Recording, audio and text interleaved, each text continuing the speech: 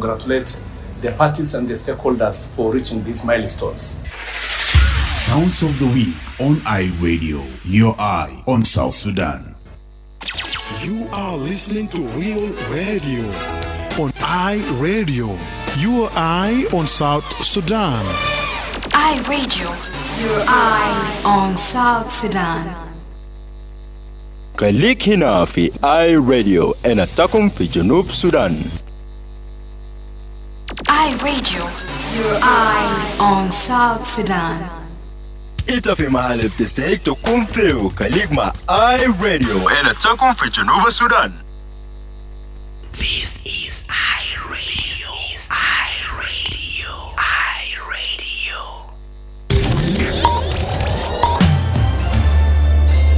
Live from Juba, on air and online.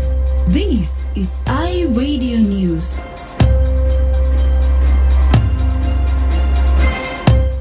Hello, this is iRadio News. First, here are the headlines.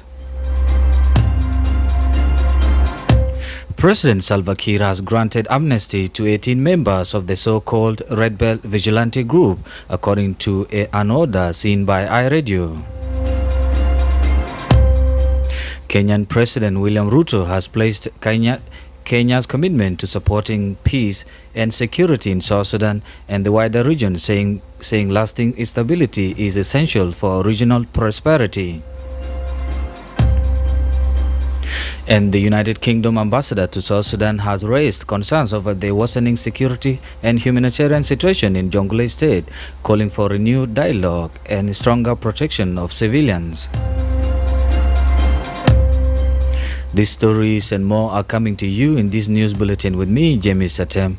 Now the news in detail. President Salva Kiir has granted amnesty to 18 members of the so-called Red Belt Vigilante Group, according to an order seen by iRadio. The order, dated January 21st, 2026, and signed by President Salva Kiir, grants full and absolute amnesty to Lake Mamir Lake, the leader of the Boer-based self-styled community defense group, together with 17 other members. Diko Diandru reports. To the order, the amnesty extinguished any criminal liability for acts committed by the group up to the date of proclamation. The announcement comes after the leaders of the group surrendered to the South Sudan People Defense Forces early this month. The order further directed other members of the group to immediately cease hostile activities and stop recruiting new members. It also directed members not to list in amnesty to surrender to the nearest military or police outpost within 21 days from the date of issuance of the order. The order stated that those who surrender within the stipulated time frame will be processed through the National Reintegration Program and will be guaranteed fair treatment under the law. The president said failure to surrender within the prescribed time will be result into immediate resumptions of full-scale security operations. According to the order, the government will use all necessary means to ensure the total dissolution of the group and prosecution of those who refuse this offer of peace and amnesty. The Red Belt Group, whose members wear green distinct attire and described themselves as a community-based vigilant forces, came into public spotlight in September last year after violent clashes with security forces in Bo Town, the capital of Jonglei State. Several people, including members of the security forces and the group itself, were killed during the clashes. Following the violence, Jonglei State authorities accused the group of anti-government activities and deployed heavy security forces to crack down on it. The Chief of Defense Forces, General Paul Ngang Majok, later ordered the group to interrogate into the army, and the group failed to respond. He later declared the Red Belt a rebel force, leading to further military operations in Bo Town after the army said the confiscated weapons and other military equipment linked to the group during security search in Juba. For iRadio, I was Diko Andrew. Thank you for listening. Thank you, Diko Diandro. Kenyan President William Ruto has placed Kenya's commitment to supporting peace and security in South Sudan and the wider region, saying lasting stability is essential for regional prosperity. President Ruto made the remarks after meeting a delegation led by South Sudan's presidential advisor on national security affairs, Tut Galwak Manime, at the State House in Nairobi yesterday. Tut Galwak delivered a special message from President Salva Kiir to the Kenyan leader. In a statement shared on X, formerly known as Twitter, President Ruto said, and I quote, "We are ready to support capacity building and institutional preparedness of South Sudan Electoral Agency ahead of the elections scheduled for later this year," end quote. According to President Ruto, Kenya is ready to support capacity and institutional preparedness of a general election is scheduled for December 2026. He said the support reflects a shared responsibility to strengthen democratic processes and ensure credible and peaceful elections. The meeting was also attended by South Sudan Minister of Foreign Affairs and International Cooperation Mande Semaya Kumba, and Lazarat Simbeyo, the chief mediator of the Tumaini Initiative, a Kenya-led peace process for South Sudan parties that stalled last year after talks were suspended. The initiative had been widely viewed by many South Sudanese as a source of hope for reviving dialogue and restoring lasting peace in the country. You're listening to our radio news. The United Kingdom's ambassador to South Sudan has raised concerns over the worsening security and humanitarian situation in Jonglei State and called for renewed dialogue and stronger protection of civilians. The remarks come amid escalating fighting between government and opposition forces in parts of the country, particularly in northern Jonglei State. Speaking after a meeting with the Minister of Defense and Veterans Affairs, Sholton Balog, yesterday, UK Ambassador David Ashley described the situation in Jonglei as very worrying and stressed the urgent need to prevent further violence and civilian suffering. According to a statement from the UK mission, discussions focused on reviving dialogue as the only sustainable path to peace, especially in areas affected by recurring conflict and intercommunal violence. The ambassador urged authorities to prioritize political and community-based engagement to ease tensions and restore stability. Ambassador Ashley also called for clear and firm orders to all armed forces to respect international humanitarian law, with particular emphasis on the protection of civilians and civilian infrastructure. The statement from the UK mission read, and I quote, Ambassador Ashley met with Minister of Defense Lieutenant General Sholton Balog and discussed the very worrying situation in Jonglei. Ambassador Ashley urged renewed dialogue for peace, clear orders to respect international humanitarian law, protect civilian and prevent child recruitment, and reopen humanitarian access, end quote.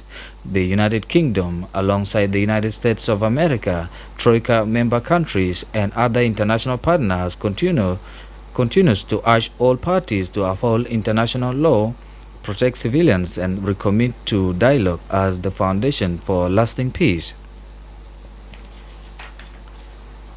The Deputy Minister of Foreign Affairs and International Cooperation, Akwe Bona Malwal, has held talks with the chairperson of the African Union Commission, Mahmoud Ali Yusuf, to review peace and political developments affecting South Sudan and the wider region. The talks came after the Deputy Minister traveled to Addis Ababa on Sunday, leading a delegation from the National Committee for Settlement of the Final Status of Abyei. The delegation includes Deng Byong and Deng Arop Kwal. During the talks, Ambassador Kwe briefed the AU leadership on South Sudan's internal political progress, including the implementation of the revitalized peace agreement and ongoing preparations for national elections. The two sides also discussed the situation in Abyei and the need for renewed African Union involvement. The conflict in Sudan was also addressed with emphasis on resolving the crisis through African-led initiatives and inclusive dialogue. Ambassador Kwe thanked the African Union for its sustained engagement and reaffirmed South Sudan's readiness to deepen cooperation with the continental body in support of peace and stability and regional cooperation. You're listening to iRadio News. The mayor of Nimuli municipality has requested that a monthly percentage of the revenue collected from the Nimuli Way Bridge be allocated to the municipality. The Nimuli Way Bridge, installed in 2024, is a large scale used to measure the weight of vehicles and other contents. It is considered vital for reducing load damage caused by overloaded vehicles. According to Mayor Sisa Longa Fuli, the allocation will ensure that the community and local authorities benefit from revenues collected within their jurisdiction. He added that the proposal aligns with practices already implemented in other parts of the country. Mayor Sisa made the remarks on the state-run television SSBC yesterday. We request that a defined monthly percentage of the revenue be allocated to the municipality in line with the practices in other parts of South Sudan where local authorities or communities benefit from revenues generated within jurisdictions.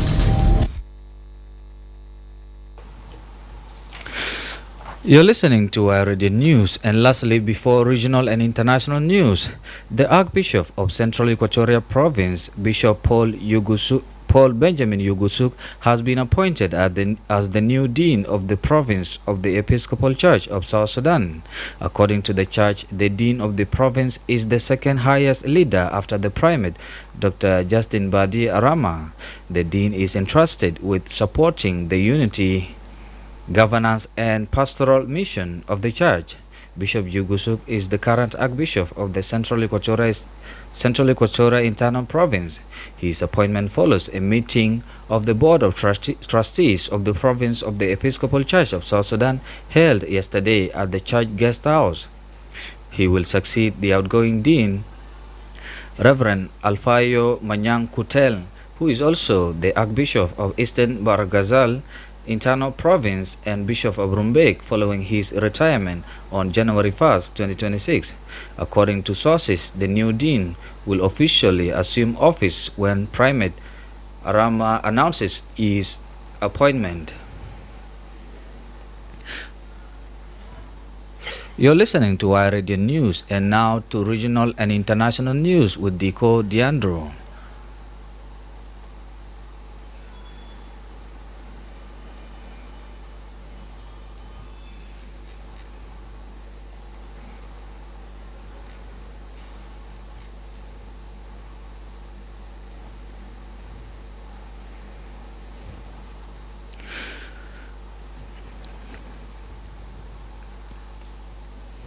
I apologize for the short delay, and now we will go and listen to the sport news presented by my colleague live in the studio, Darlington Moses.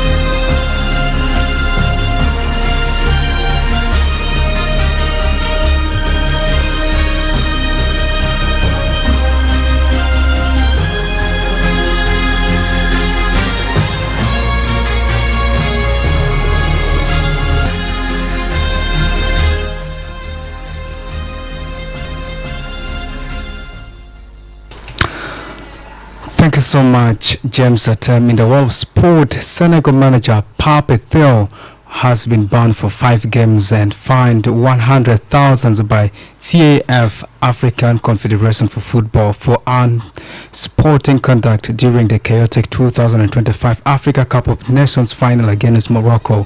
The match descended into disorder when Senegal players left the field after a stoppage time penalty was awarded to Morocco before returning 17 minutes later. Senegal went to win 1-0 in extra time, securing their second AFCON title in 5 years. In addition, Senegal forwards Liman Diaye and Ismaili Sarr as well as Morocco's Ismail Saibari and Akraf Hakimi received bans and fines, while the Senegal Football Federation was fined 615,000 US dollars. Benfica pulled off a dramatic Champions League victory over 15-time European champions Real Madrid on Wednesday night. In addition, time goalkeeper Anatoly Trubin was sent forward for a last-minute free kick and scored a stunning header to secure a 4-2 win. The goal sent fans at Estadio da Luz into pandemonium, giving Benfica the crucial edge to advance in the competitions. Coach Jose Mourinho called it a historical goal and a proud moment for the club. In other actions last night, Chelsea beat Napoli, Arsenal beat Karat Almaty 2-3, and Barcelona thrashed Copenhagen 4-1, and Liverpool posted a big win as the group stage concluded. With the league phase now completed, 8 teams have qualified directly to the round of 16, including Arsenal, Barcelona, Bayern Munich, Chelsea, Liverpool, Manchester City, Sporting Lisbon and Tottenham. Meanwhile, another 16 teams including Real Madrid, Paris Saint-Germain, Inter Milan, Benfica and Galatasaray advanced to the knockout phase playoffs to fight for the remaining last 16 spots. Ariana Sablanka kept her cool to storm past Elena Vitolina and reach a 4th Australian Open final in Rome. World number 1 Sablanka overcoming fluctuations in the form and hindrance call against her in the 4th game of the match to thrash Vitolina 6-2, 6-3. Ukraine's 12th seed Vitolina had beaten 2 top 10 players to reach the semi-finals, but was no match for Sablanka's powerful hitting. This is all in the world of sport, and back to you, James Atem.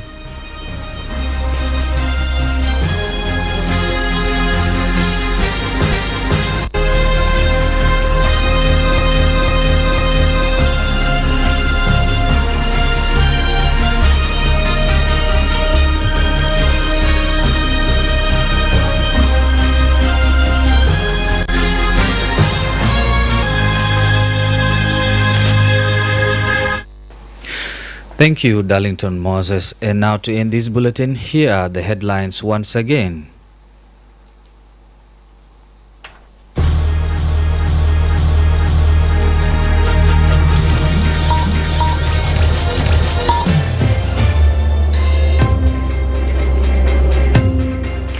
President Salva Kiir has granted amnesty to 18 members of the so-called Red Belt Vigilante Group, according to an order seen by iRadio. Kenyan President William Ruto has placed Kenya's commitment to supporting peace and security in South Sudan and the wider region, saying lasting stability is essential for regional prosperity. And the United Kingdom ambassador to South Sudan has raised concerns over the worsening security and humanitarian situation in Jonglei State, calling for renewed dialogue and stronger protection for civilians. That's the end of our radio news. If there is a story or an event you like our radio to cover or report about, please send us a text message on +211 925 287 870. It's also our WhatsApp number. Follow us on X at iRadio Juba, like our Facebook page iRadio. Subscribe to our YouTube channel at iRadio South Sudan. You can also visit our website and listen to us online at www.iradio.org. Stay tuned for news in